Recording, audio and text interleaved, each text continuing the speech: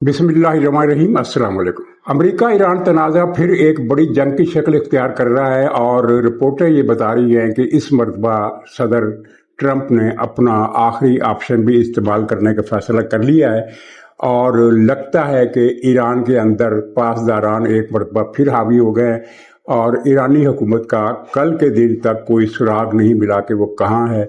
यानी वज़ीर ख़ारजा अराक़ची साहब बिल्कुल खामोश हैं। दफ्तर ख़ारजा का तर्जमान बोल रहा है जो कि पासदारान का तर्जमान है, दरअसल वो हुकूमत का तर्जमान नहीं है।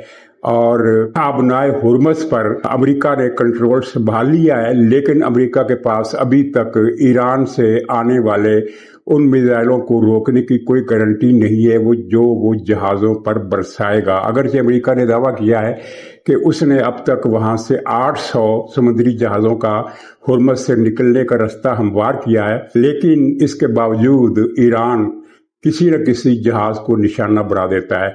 कल जो वाक़या पेश आया वो अपनी जगह बड़ा हैरत अंगेज था, इसलिए कि इधर ईरान के जो सिफारती वफद था, अराक़ची साहब और दूसरे, ये ओमान में मौजूद थे। ओमान के हुकूमत से, ओमान के हुक्काम से मुज़ाकरात कर रहे थे ताकि हुर्मस पर कोई फार्मूला बनाया जा सके और इत्तला ये आ रही थी कि हुर्मस इसके नतीजे में खुल जाएगी। लेकिन वो वज़ीर ख़ारजा साहब अभी वापस वतन नहीं पहुंचे थे कि पासदारान ने ओमान पर हमला कर दिया और ओमान की एक अमरीकी बेस को उसने बज़ाहिर निशाना बनाया, लेकिन इससे नुकसान हुआ ओमान के सिविलियन इंफ्रास्ट्रक्चर को। ऐसा ही उसने फिर ये कुवैत में किया। कुवैत में उसने दावा तो ये किया कि उसने किसी अमरीकी अड्डे पर हमला किया है, लेकिन उसके मिसाइलों ने हिट किया कुवैत के सरहदी मुहाफ़िज़ों पर, यानी जो फ़ौज होती है सरहदों पर तैनात, उनकी चौकियां निशाना पर ली और एक ऑयल रिग उसको निशाना बनाया। किसी फौजी तनसीब पर ईरान का कोई हमला नहीं हुआ, अगरचे कुवैत ने ज़्यादातर ड्रोन और मिसाइल इनके रोक दिए।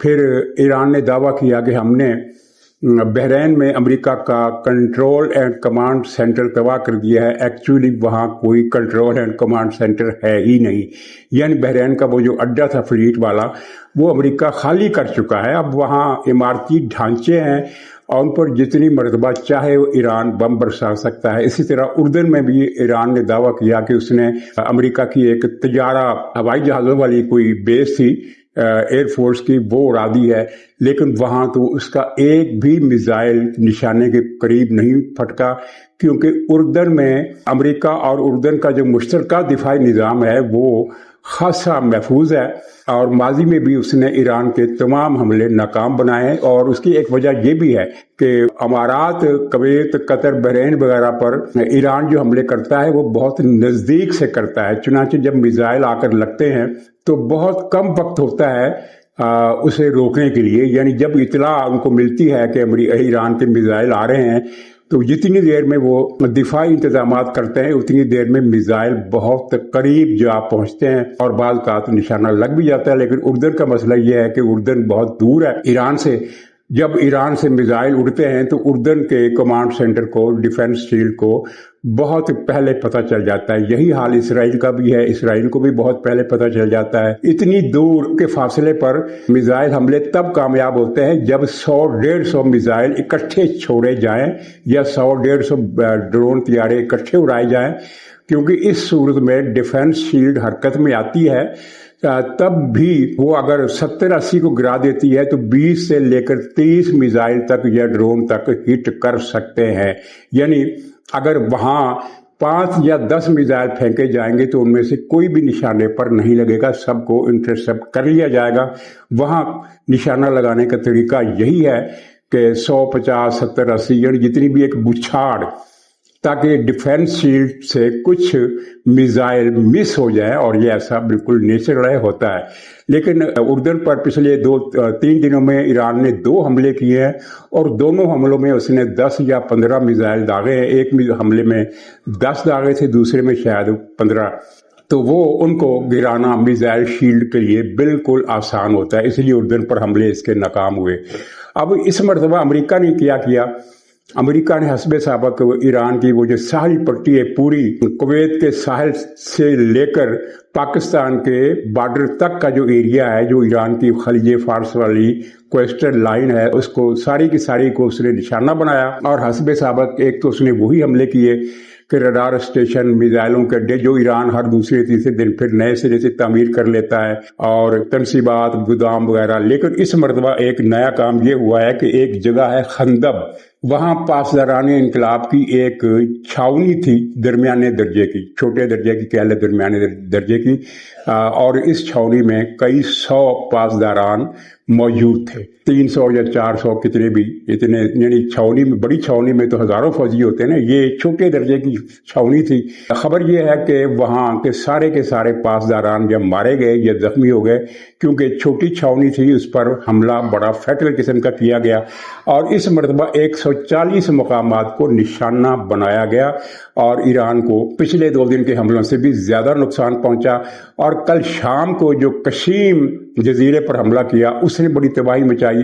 उससे जो आग के शोले और धुएं के बादल जो उठे, वो अमारात के साहिल से नजर आ रहे थे, वो इतने ऊंचे बादल थे। इसका मतलब यह है कि वहां काफी नुकसान हुआ और ये सारा सिलसिला अब इस तरफ चल पड़ा है। और कल अमेरिका के जो अटैक होते हैं ईरान पर, वो रवायती तौर पर हमने देखा कि वो रात 3-4 बजे के बाद शुरू होते हैं और सुबह 5-6 बजे तक वो कंप्लीट होते हैं और 9-10 बजे तक अमेरिका की कमांड सेंटर का ऐलान आ जाता है कि हमलों का ये राउंड मुकम्मल हो गया। तो कल भी कुछ इस तरह हुआ कि सुबह 9-10 बजे ऐलान आ गया अमेरिका का कि उन्होंने तीसरी लहर जो हमलों की शुरू की थी वो मुकम्मल हो गई है। लेकिन उसके कुछ ही घंटों के बाद अमेरिका ने फिर से हमले शुरू कर दिए और ये हालिया कुछ हफ्तों की तारीख में पहली मरतबा ऐसा हुआ है कि दिन के वक्त में, यानी मगरब के आसपास के वक्त में, अमेरिका ने दोबारा हमले शुरू कर दिए। और इस हमले में पासदारान की जो किश्तियां बेखतर होकर हुर्मुज़ के इलाके में घूम फिर रही थी, वो सारी की सारी तबाह हो गई। बेखतर होकर वो इसलिए घूम रही थी कि उन्हें पता था कि अमेरिका जो हमले करता है वो सुबह 3-4 बजे से लेकर 6-7 बजे के दरमियानी टाइम में करता है, दिन के वक्त या शाम के वक्त वो हमले नहीं करता। इल्ला ये कि कोई बड़ी जंग छिड़ जाए, जैसा कि पिछली मरतबा जो वसी तर जंग हुई थी उसमें बहुत सारे मुकामात दिन रात अमेरिकी बमबारी का निशाना बने। लेकिन जो अब ट्रेडिशन बनी उसके मुताबिक अमेरिका सुबह के वक्त हमले करता था, शाम को नहीं।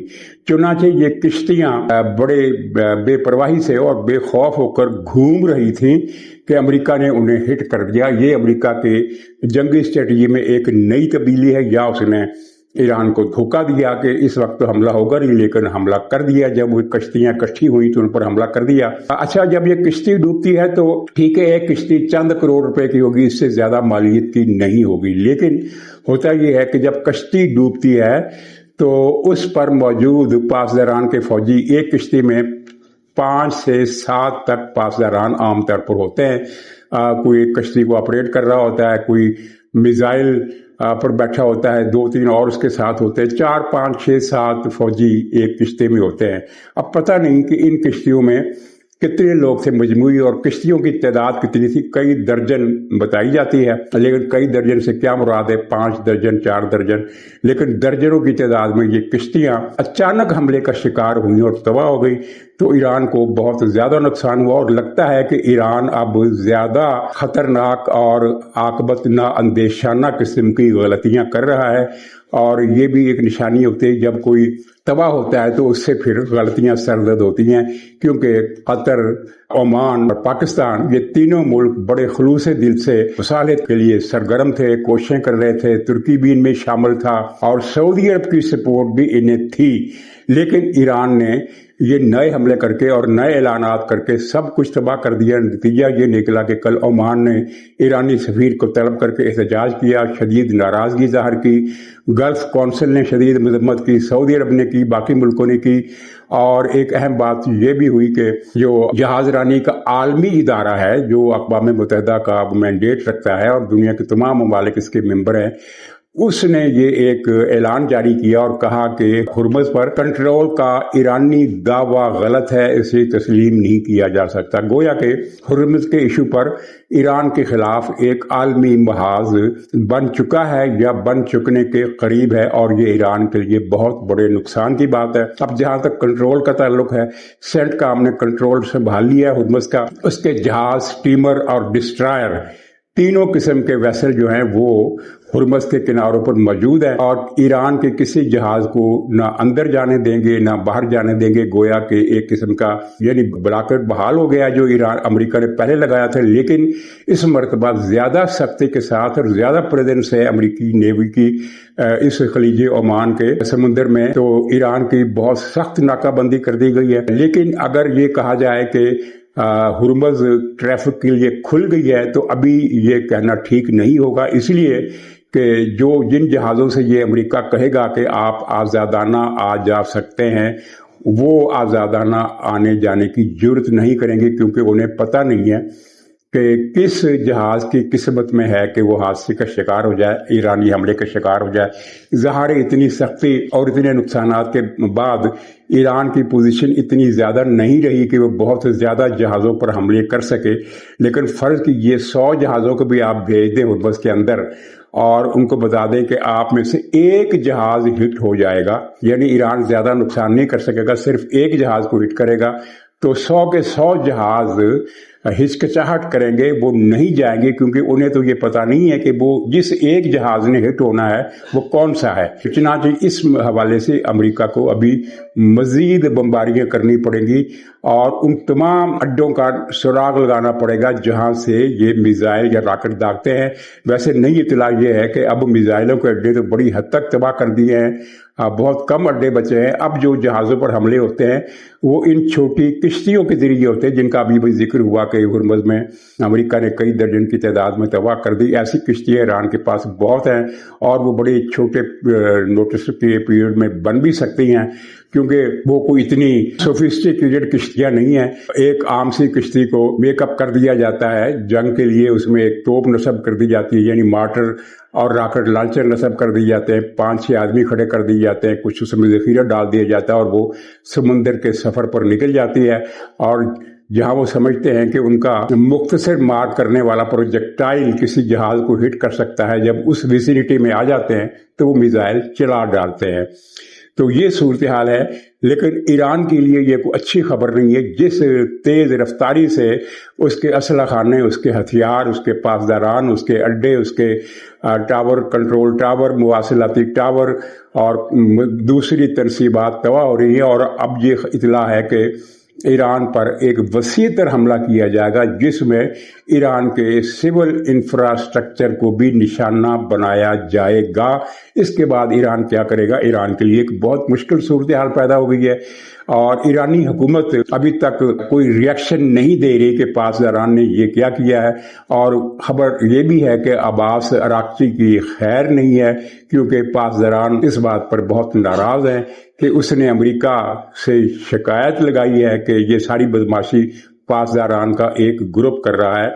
عراقچی نے یا دوسرے ایرانی حکام نے، حکومت کے لوگوں نے امریکہ سے جو رابطہ کیا اس میں پاسداران کو بطور پوری تنظیم مورد الزام نہیں ٹھہرایا، بلکہ یہ کہا کہ پاسداران کا ایک بدماش گروہ جو ہے وہ یہ حرکتیں کر رہا ہے۔ اور کل کے عمان پر حملے سے یہ اور ثابت ہو گیا کہ عمان میں جو ہرمز پر مذاکرات ہو رہے تھے وہ اس کو سبوتاژ کرنے کے لیے عمان پر بھی بمباری کر دی گئی۔ تو اب یہ صورتحال آج کل میں مزید سنگین ہو جائے گی۔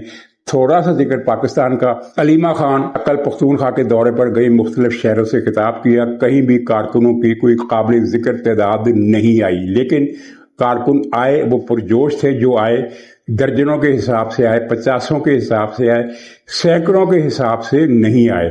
تو لیکن یہ صورتحال ایسی ہے کہ علیمہ خان نے ایک مرتبہ وہاں حرکت پیدا کر دی ہے پختونخوا صوبے میں کہ 4-5 مقامات پر وہ ایک ہی دن میں گئی ہیں، ہر جگہ کارکن نکلے ہیں، ایکٹیویٹ ہوئے ہیں، چارج ہوئے ہیں، مشتعل ہوئے ہیں، اور پختونخوا صوبے کی جو داخلی سیاست ہے جس میں سہیل آفریدی بھی علیمہ خان کے خلاف ہے اور بہت سارے لوگ علیمہ خان کے خلاف ہیں، لیکن ورکروں کو متحرک کرنے میں علیمہ خان کامیاب ہو گئی ہے۔ اصل ایشو یہ نہیں ہے، اصل ایشو یہ ہے کہ اب اگست کا مہینہ آ رہا ہے جس میں پی ٹی آئی نے ملک گیر احتجاج کی کال دی ہے۔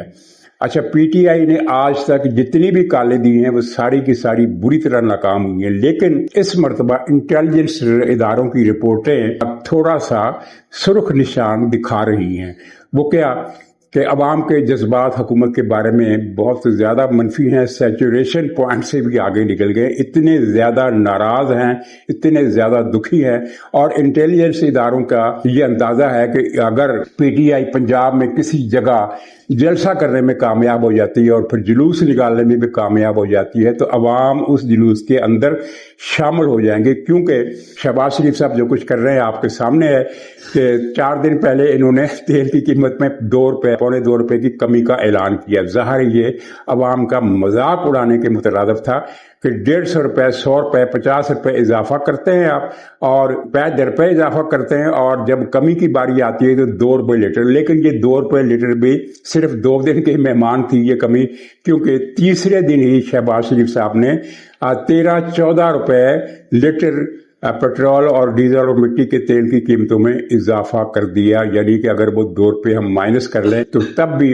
11 روپے کا مزید اضافہ ہو گیا، جبکہ اللے تللے عیاشیاں وفاقی حکومت کی، وفاقی وزیروں کی، وفاقی افسروں کی پہلے سے زیادہ بڑھ گئی ہیں اور رپورٹیں عوام تک آ رہی ہیں۔ یہی صورتحال پنجاب میں ہے۔ پنجاب حکومت نے، آپ نے وہ وائکنگز کی فلمیں دیکھی ہوں گی یا ان کی کہانیاں، تصویری کہانیاں کامک پڑھی ہوں گی، یا انسائکلوپیڈیا میں ان کی تصویریں دیکھی ہوگی، ان کے پاس بہت بڑے بڑے موٹے ڈنڈے ہوتے تھے اور ان ڈنڈوں پر کیل لگے ہوتے تھے، اور ان ڈنڈوں کا مقابلہ پھر دشمن کی فوج نہیں کر سکتی تھی، کیونکہ ڈنڈے سے خود کو اگر بچا بھی لیں تو کیل چبھ جاتے تھے اور سر کئی جگہ سے چھلنی ہو جاتے تھے دشمن کی فوج کے۔ تو وائکنگ بڑے بھیانک قسم کے وحشی تھے اور ان سے یورپی حکومتیں کانپتی تھی، یہ قرون وسطیٰ کی بات ہے۔ تو پنجاب حکومت نے لگتا ہے کہ وہی ڈنڈا ٹھایا ہوا ہے اور عوام کے ہر طبقے کی پٹائی اس ڈنڈے سے جاری ہے۔ سوسرا پنجاب میں جو کچھ ہو رہا ہے اس کی کہانیاں بہت خوفناک ہیں، اور یہ جو گرین سرٹیفکیٹ کا ایک پاکھنڈ کھڑا کیا گیا ہے اس کی کہانیاں اور بھی زیادہ خوفناک ہیں۔ خلاصہ یہ ہے کہ عملاً پنجاب میں انتقال جائیداد کا سلسلہ معطل ہو کر رہ گیا، کیونکہ یہ پروسیس ایسا ہے کہ اس میں کسی کے کاغذات نکل ہی نہیں سکتے۔ ایک کاغذ ایک دفتر سے نکلواتے ہیں تو دوسرا دفتر کہتا ہے کہ فلاں کاغذ لاؤ، پھر تیسرے دفتر میں جاتے ہیں، یہ چکر چلتے رہتے ہیں، لیکن کاغذ حتمی مرحلے پر نہیں نکلتے۔ اتنا مشکل تر کر دیا گیا ہے انتقال اراضی کا کہ پنجاب میں یہ کاروباری بند ہو کر رہ گیا، اور اس کے پیچھے ایک ایسا گروہ کہہ لیں، جو بھی کہہ لیں، وہ موقع کا منتظر ہے۔ میں آپ کو مثال دیتا ہوں کہ ایک آدمی نے فرض کیجئے 1 کروڑ روپے کا اپنا پلاٹ بیچا، اب اس کو 1 کروڑ روپے چاہیے، لیکن کاغذات منتقل ہوں گے تو اسے پیسے ملیں گے، تو وہ کسی وزیر کے پاس جائے گا، کسی ایم پی اے کے پاس جائے گا، کسی بہت ہی طاقتور افسر کے پاس جائے گا اور اسے کہے گا کہ میں 20 لاکھ دینے کے لیے تیار ہوں، مجھے 80 لاکھ مل جائے پلاٹ کا، 1 کروڑ نہیں ملتا تو 80 لاکھ مل جائے۔ اب کہانی باقی آپ کی سمجھ میں آ گئی ہوگی۔ تو یہ اس طرح کے کام پنجاب میں ہو رہے ہیں، اور محکموں سے لوگوں کو نکال کر 19 ہزار روپے تنخواہ پر رکھا جا رہا ہے۔ وزیر تعلیم ایک ایسے آدمی کو لگا دیا گیا ہے، آپ کو یاد ہوگا 2-3 سال پہلے نا سبزی منڈی میں ایک ویڈیو آئی تھی، ایک مزدور تربوز کاٹ کر کھڑا ہو کر تربوز بیچ رہا تھا، لال ہے لال ہے لال ہے لال ہے کے نعرے لگا رہا تھا۔ وہ بڑی ویڈیو وائرل ہوئی تھی اور اس کی پرفارمنس اتنی اچھی تھی کہ اسے کسی فلم میں کردار مل سکتا تھا، لیکن اس شخص کو کیا آپ وزیر تعلیم لگا سکتے ہیں کسی صوبے کا جس کو لال ہے کہنے کی مہارت ہو؟ تو پنجاب میں یہ ہو رہا ہے کہ وزیر تعلیم ایسا آدمی آ گیا ہے جو بدترین استحصال کے آخری درجے پر ہے، اور وہ کہتا ہے کہ میں 70,000 80,000 لینے والے اساتذہ کی جگہ 15,000 روپے والے ملازم رکھ رہا ہوں۔ کمال ہے، اس درجے کا ظلم نہ دیکھا نہ سنا۔